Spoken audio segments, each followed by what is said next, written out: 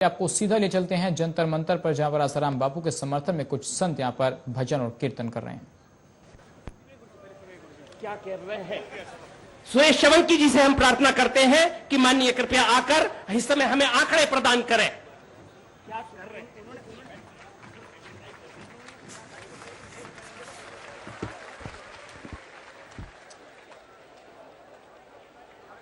पूजनीय नारायण साई जी, सुरेश आनंद जी, साधु संत व बड़ी संख्या में उपस्थित इस संसद के प्रांगण को पवित्र करने आए मेरे सारे भक्तों, आपको पता नहीं कि आप यहां क्या कर रहे हैं। यहां इतना पाप होता है कि शायद बापूजी अंदर उसकी सफाई के लिए वहां गए हैं और आप यहां आए। सबसे पहले, जो कि मैं मीडिया से हूं, वैसे तो हम लोगों ने स्क्रीन से बोलना चाहिए, कैमरे से बोलना चाहिए, चैनल से बोलना चाहिए, ऐसा संकेत होता है और उस मोड़ना नहीं चाहिए, ऐसा आग्रह होता है। लेकिन इस पर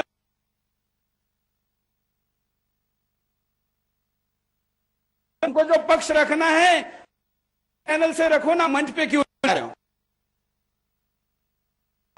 कि पत्रकारिता जीवित रहनी चाहिए या देश जीवित रहना चाहिए, धर्म जीवित रहना चाहिए, ये दोनों में से कभी एक चुनने की बारी आती है तो पत्रकार को भी स्क्रीन स्टूडियो छोड़कर मैदान में उतारने की जरूरत आती है। और देश के लिए तो हम जंतर मंतर के, हम पाकिस्तान में घुसने को तैयार है, ये तो बहुत छोटी चीज है। और इसलिए मैं आज यहां पर, जो आप हजारों के संख्या में उपस्थित है और जिनके लाखों करोड़ों अनुयायी है, ऐसे जो संत यहां पर उपस्थित है और जो करोड़ों दर्शक इस कार्यक्रम को लाइव देख रहे हैं, उन सभी के सामने कुछ तथ्य रखना चाहता हूं। पहले तो मुझे बड़ा खेद है, लेकिन फिर भी मैं हमारे इंडस्ट्री के लिए जो लोगों ने गलती से अनजाने में दूसरे का अनुकरण करते हुए बापूजी और हिंदू साधु संतों के खिलाफ जो बातें बोली हैं, उनको मैं आपके तरफ से क्षमा चाहता हूं। इसलिए चाहता हूं क्योंकि जो षड्यंत्र हो रहा है इसमें सारे सहभागी नहीं हैं। कितने सहभागी है, कैसे सहभागी है, कैसे पहचानी है, ये तो मैं बताऊंगा ही, लेकिन इसमें कुछ प्रमुख कैटेगरी है। एक कैटेगरी है जो कि तय करके षड्यंत्र चला रहे हैं, दूसरी कैटेगरी है जो कि ये षड्यंत्रकारियों के पीछे आंख बंद करके चल रहे हैं, तीसरे वो है जिनको पता ही नहीं कि उनको क्या करना है, और चौथे वो है जिन्होंने मूड देखा है कि टीवी चैनलों पर टीआरपी किस विषय में मिलती है, उधर चल पड़े हैं। मुझे किसी ने कहा कि बापूजी इतने बड़े संत है, देश के मीडिया के, इंडस्ट्री के भाई जरूर सुने। मुझे किसी ने कहा कि देश के इतने मीडिया को, इतने खोजी पत्रकार है, इतनी विकसित मीडिया है, इतनी टेक्निक है, इतना सब कुछ होते हुए भी बापूजी का वो अंग जो आध्यात्मिक और सामाजिक दृष्टिकोण से बहुत बड़ा है, बापूजी को भारत का मीडिया समझता क्यों नहीं है?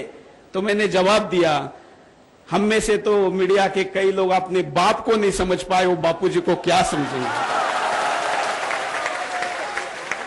क्यों? क्योंकि बाप को समझने के लिए संस्कार चाहिए, मां के ऊपर भरोसा चाहिए कि वो कहे यही बाप है और उसको मान ले, वो भी नहीं है।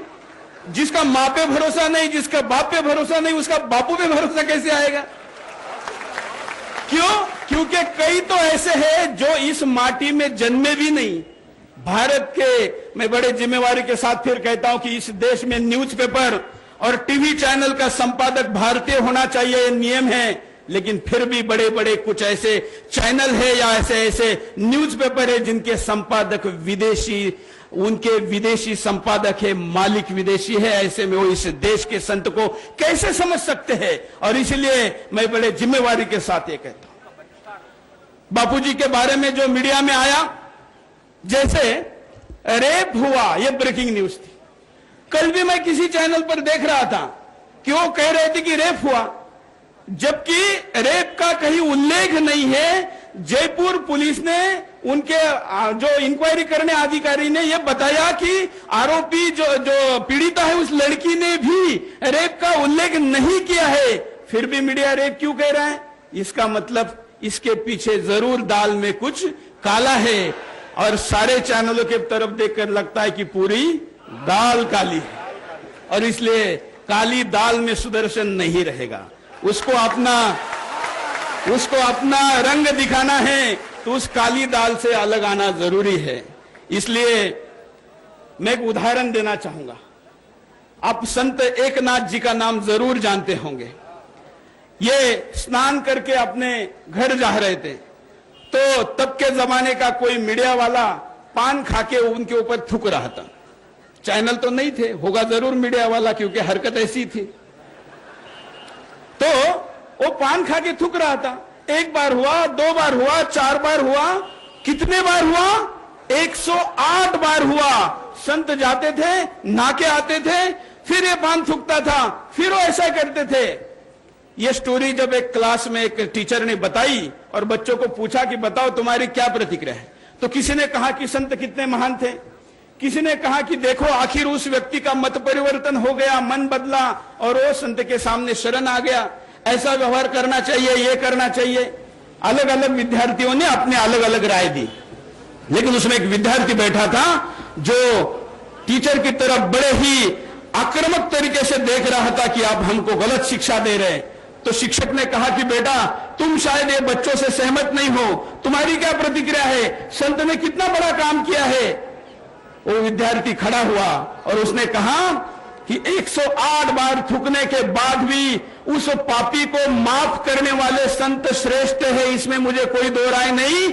लेकिन मैं उस हिंदू समाज को पूछता हूं कि 108 बार थूकने के बावजूद भी उस थूकने वाले को उसने माफ क्यों किया? मैं आपको पूछता हूं, 100 करोड़ हिंदुओं को पूछता हूं कि आखिर उन्होंने थूकने वाले को माफ क्यों किया? बापू तो संत है, वो माफ करेंगे। नारायण साईं संत है, उनको मैंने ऐसी ऐसी चीजें बताई जो सुनने के बाद तो कोई कुछ भी कर सकता था, लेकिन उन्होंने उन लोगों को माफ किया क्योंकि संत है। लेकिन आप और हम अगर भक्ति के नाम पर हाथ में शस्त्र या अपना अधिकार उठाने से लिए चुप बैठेंगे तो फिर हमें कायर कहा जाएगा। हमें भजन के ऊपर नाचना भी आता है और हमको नंगा नाच करने वाले को रोकना भी आता है, यह भी समझाना जरूरी है। ये अगर हम नहीं समझाएंगे, सालों साल से नहीं समझा रहे हैं। हमारा एक भगवान बताइए जिसके हाथ में शस्त्र नहीं है, लेकिन हम शांति की माला जपने में ज्यादा जोर देते हैं। माला नहीं जपनी चाहिए ऐसा नहीं कह रहा हूं, मैं भी एक गुरु का अनुग्रहित शिष्य हूं, रोज विधि करे बगैर घर से बाहर नहीं निकलता हूं। लेकिन अगर मेरे धर्म की तरफ कोई टेढ़ी नजर करता है तो इस माला को मैं अधूरी गिनते हुए छोड़ सकता हूं, लेकिन उसको नहीं छोड़ सकता। हम श्री कृष्ण का भजन गाते हैं, यहां पर अभी श्री कृष्ण का भजन हुआ, हम श्री कृष्ण का भजन गाते हैं और कौन से रूप को ज्यादा गाते हैं?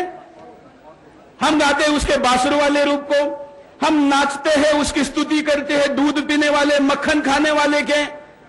मेरा आपको सवाल है और पूछने सारे साधु संतों को प्रार्थना है कि देश की वर्तमान स्थिति को देखते हुए देश को सुदर्शनधारी श्री कृष्ण बताने की जरूरत है। सुदर्शन चलाने की जरूरत नहीं पड़ती, वो बस श्री कृष्ण हाथ में ले ले तो भी कंस और सारे नीचे बैठ जाते हैं, कौरव नीचे बैठ जाते हैं। इसलिए इस देश को, समाज को श्री कृष्ण का सुदर्शनधारी रूप भी बताने की जरूरत है और ये आने वाले समय की मांग है।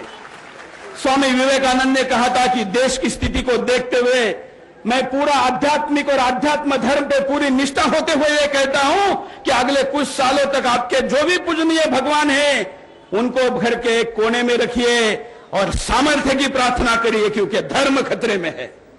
हमें यह सोचना होगा, यह कोई लोगों को वायलेंट करने के लिए, उनको उस्काने के लिए नहीं है। वैसे भी मैं आपके स्टेज पे चढ़ा हूं तो कल ही शाम को मुझे मिनिस्ट्री ऑफ इंफॉर्मेशन ब्रॉडकास्टिंग ने मुजफ्फर दंगे को फैलाने की नोटिस भेजी, लेकिन मैं इसको पॉजिटिव लेता हूं। उन्होंने कहा कि मुजफ्फरनगर दंगे में जो वहां पर वायलेंस हुआ है उसको फैलाने में सुदर्शन टीवी ने ऐसे कुछ कार्यक्रम पेश किए हैं। लेकिन मैं कैसे पॉजिटिव लेता हूं? मैं ये पॉजिटिव लेता हूं कि इतने बड़े दंगे में लोगों ने क्या क्या नहीं किया उसका उल्लेख नहीं करना है।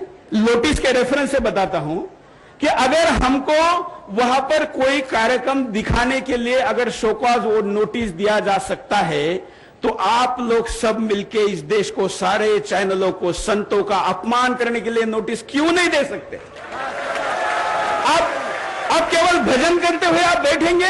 नहीं, हमें सारे पुरुषार्थ करने हैं। हम संकल्प लेते हैं तो धर्म, काम, सब चीजों की बात करते हैं। तो हम केवल माला जपते कब तक बैठेंगे? हमें बहिष्कार तो करना ही चाहिए, वो तो मैं आगे बताऊंगा। बोलने के लिए टाइम पर्याप्त है ना, कोई प्रॉब्लम नहीं, क्योंकि मुझे बिंदास ही बोलना आता है, दूसरा कुछ आता नहीं है। देश की स्थिति ऐसी है, क्या करें, मीठी बात करके चलेगा नहीं। इसलिए अगर ऐसा नोटिस दिया जा सकता है तो किसी को रेप का आरोप हो बगैर उस संत को उसकी 74 साल के उम्र में और उसके 7 करोड़ भाविक होते हैं उसको अगर झूठी ब्रेकिंग न्यूज रेप की चलाई जाती है तो उसको शो कॉज नोटिस क्यों नहीं दिया जा सकता? मेडिकल रिपोर्ट उसकी सही नहीं आई है, बापूजी की मेडिकल रिपोर्ट पुष्टि हुई रेप की, ये ब्रेकिंग चलाई, इसके लिए नोटिस क्यों नहीं दिया जा सकता है? शिवा ने कोई सीडी की बात की ही नहीं थी, लेकिन 2 दिन केवल वही चला कि एक नई सीडी, एक सीडी। जब हमने शिवा की, सुदर्शन के रिपोर्टर ने हॉस्पिटल में बाइट ली, उसको चलाया।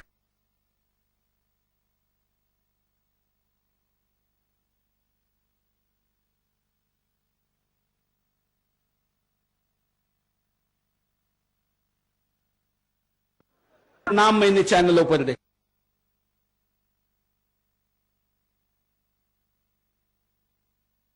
मुझे ऐसा लगा कि अब इस वक्त कुछ करना चाहिए, क्योंकि इस देश को अगर कोई शैतान कह सकता है तो शैतान का पुत्र ही हो सकता है या शैतान की अनौरस औलाद ही हो सकती है। एक अच्छे मां बाप का बेटा एक संत को शैतान कैसे कह सकता है, जबकि उसके ऊपर आरोप ही नहीं अभी तय हुए हैं, जबकि उसके ऊपर वो कन्विक्ट नहीं हुआ है। लेकिन यह सब कुछ क्यों हो रहा है? मैं बिंदास में हमेशा स्थिति, कारण, परिणाम और उपाय बताता हूं। तो मैं आपको कुछ कारण बताता हूं क्यों हुआ है। सबसे बड़ा कारण है इसके पीछे का आर्थिक कारण। आर्थिक कारण क्या है?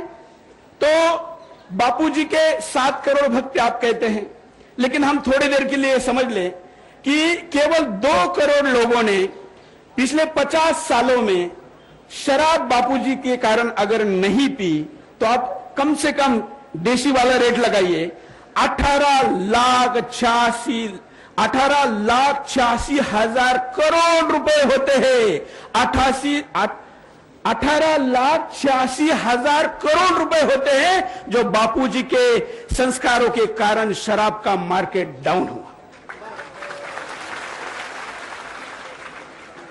अगर हम इसमें विदेशी शराब का आंकड़ा निकालेंगे तो भी कम से कम 25% भी अगर हम पकड़े तो भी वो आंकड़ा जाता है 4.5 लाख करोड़ रुपए का। तो आप सोचिए 4.5 लाख करोड़ रुपए का अगर बापूजी ने नुकसान किया है कुछ कंपनियों का, तो बापूजी के नाम बदनाम करने और उनकी विश्वासार्यता घटाने के लिए कुछ 1000 करोड़ रुपए लगाने में कौन सी बड़ी बात है?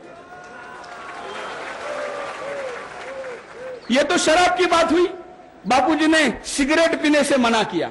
अगर एक व्यक्ति एक दिन में केवल 1 पैकेट ही सिगरेट पिए, जबकि चेन स्मोकर कोई बहुत ज्यादा पीते हैं, इसका इफेक्ट फिर केवल 2 करोड़ लोगों पर ही पड़े, तो भी आप आंकड़ा निकालिए 11 लाख करोड़ रुपए होता है। 18,000 से ज्यादा दिन होते हैं 50 साल के। आप काउंट करिए। आप काउंट नहीं कर सकते क्योंकि मुझे भी ये काउंट करने के लिए मेरे मोबाइल का कैलकुलेटर नहीं चला, इसमें इतने डिजिट नहीं आ रहे थे। मैंने बड़ा सीए का कैलकुलेटर लिया तो पता, आप बताइए कि जिनके आंकड़े काउंट करने के लिए सीए का कैलकुलेटर लगता है, उनके पास पैसे रखने के लिए कितनी बड़ी जगह होगी।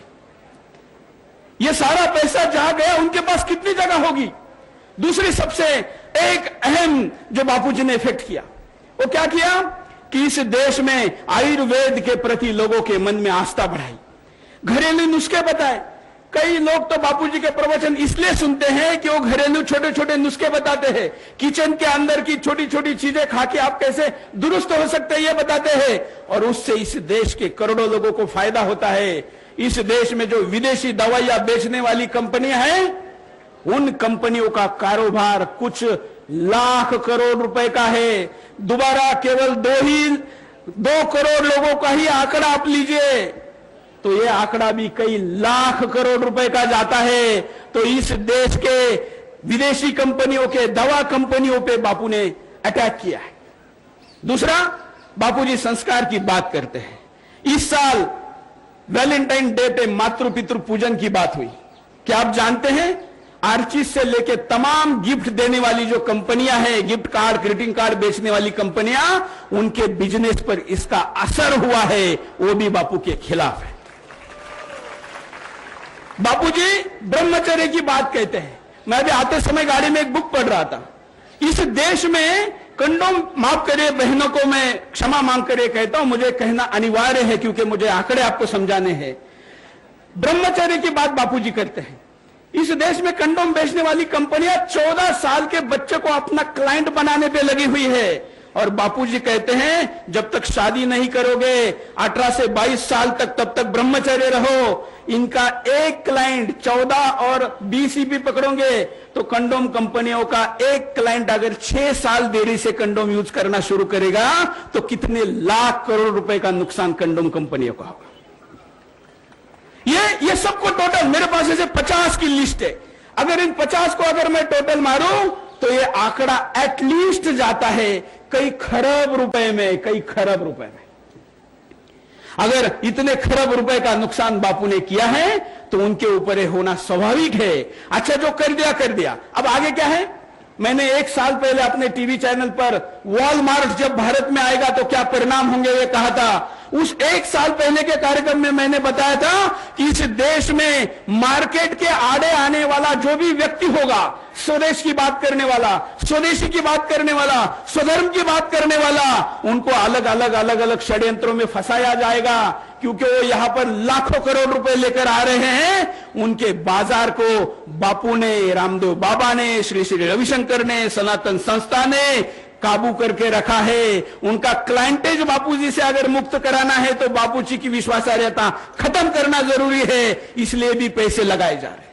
मैं समझ रहा हूं कि सारे लोग इस बात को नहीं समझेंगे, लेकिन कुछ तो समझ रहे हैं ना, समझ में आ रहा है ना। इसके पीछे और कुछ नहीं, पैसे का कारण है। दूसरा कारण क्या है? राजनीतिक कारण है। राजनीतिक कारण यह है कि बापू के संस्कारों से विकसित मन वोटिंग के समय एक तो वोट करने जाएगा, क्योंकि वो वोट को भी दान मानता है, मतदान को भी श्रेष्ठ दान मानता है। एक तो मतदान करने जाएगा तो जिन दुष्टों को पैसे देकर मतदान के लिए लिया जाता है उनका प्रतिशत आपके कारण खराब हो जाता है। दूसरा, आप सोचते हैं कि अच्छे व्यक्ति को मतदान करें, शराब न पीने वाले को करें, अच्छे चरित्र वाले को करें, धर्म की, देश की बात करने वाले को करें। तो ऐसा करने से जिनका नुकसान होता है वो अगर कहीं सत्ता में है तो बापूजी को छोड़ेंगे? नहीं छोड़ेंगे। और यह बात केवल बापूजी की नहीं है, तमाम साधु संतों की है। और मैं यहां से दावा करता हूं कि ये अगर लड़ाई आपने नहीं जीती तो यहां स्टेज पर बैठा हुआ कोई भी साधु संत तो छोड़िए, इस देश में जो साधु संत और साधु संतों के साथ ऐसा सामाजिक कार्यकर्ता जो स्वदेश और देश धर्म की बात करता है, उसका नंबर लगना तय है। आज बापूजी है, कल आप और हम हैं। मैं यहां पर इतने जोर से बोल रहा हूं तो क्या मेरा नंबर नहीं लगेगा? लगाने की तैयारी है। नहीं, वो साथ आप हैं, लेकिन मैं ये चाहता हूं कि देखिए,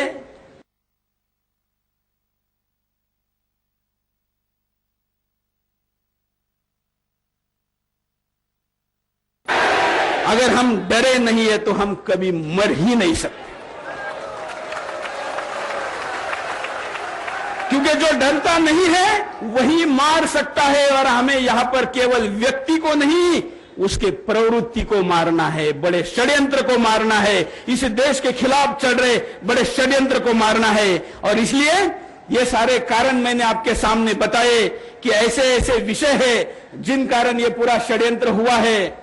मैं दोबारा कहूंगा कि यह लड़ाई आज के धरने से खत्म होने की संभावना नहीं है। बापूजी बाहर आने के बाद भी यह लड़ाई खत्म हुई ऐसा अगर आप मान रहे तो मैं मानने वाला नहीं हूं। अब यह लड़ाई शुरू हो चुकी है और यह लड़ाई तब तक जारी रहनी चाहिए जब तक इस देश के खिलाफ षड्यंत्र खत्म नहीं होता। और इसलिए हमको आगे मैं कभी कभी परसों बापूजी को मैं सूरत में मिला था। साईं जी, मैंने कहा कि बापूजी आपके ऊपर इतने अटैक होना पहले तो एक प्रूफ है कि इस देश में एक आप बड़ी ताकत है, इसलिए आपके ऊपर अटैक हो रहा, क्योंकि आखिर मजबूत शत्रु पे ही तो अटैक करेगा। दूसरा, मुझे एक चीज की इसके पीछे भगवान की लीला लगती है। क्या लीला है कि बापूजी को तो बाहर भी और अंदर भी कोई खास फर्क नहीं पड़ने वाला, लेकिन ये जो शांत बैठा हुआ समाज है ना, जो 108 बार संतों के ऊपर थूकने के बाद भी चुप बैठता है, इस देश में पहली बार ऐसा हुआ है कि कोई संत पे कार्रवाई हुई और उसके लाखों भक्त सड़क पर आए हैं। यह आपके लिए भगवान ने ये बापूजी के बहाने इस देश के तमाम भक्तों को एक मौका दिया है और इस मौके को शक्ति में अगर हम तब्दील करने में कामयाब रहे तो हमारे बापू के बाद और किसी बापू का नंबर आएगा ही नहीं, और इसके लिए हम मजबूत रहे।